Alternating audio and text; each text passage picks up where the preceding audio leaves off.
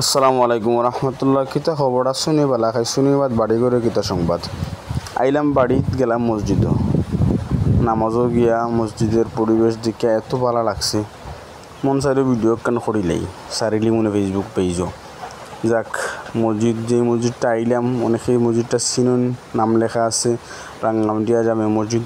এটা স্থাপিত হয়েছিল 1924 সালে। অনেক পুরাতন একটা মসজিদ। রাঙ্গামাটিয়া অবস্থিত কোথায় অনেকে জানেন? সুনামগঞ্জ জেলা জামালগঞ্জ থানার শাসনাবাজার ইউনিয়নের 1 নং ওয়ার্ড। জামালগঞ্জ থানার ভিতরে যতটা মসজিদ আছে তার মধ্যে একটা সুন্দর একটা মসজিদ হলো রাঙ্গামাটিয়া মসজিদ।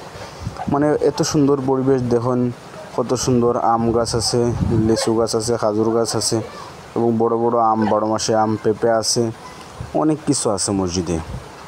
বড় বড় আম দেখুন কত ভালো লাগে, মানে দেখতেই মনটা জুড়িয়ে যায়।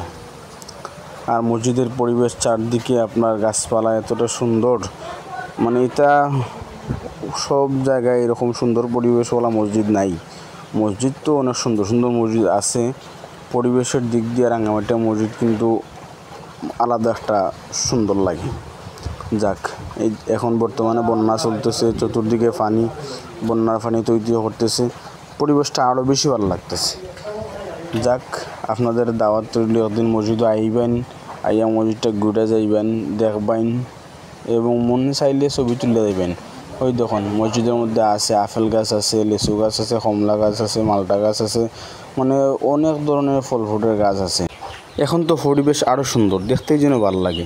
একদিন আইবেন সবাই, কারণ চারদিকে তো পানি তৈরি করতেছে, দেখলেই যেন ভালো লাগে। দাওয়াত রইল ইনশাল্লাহ।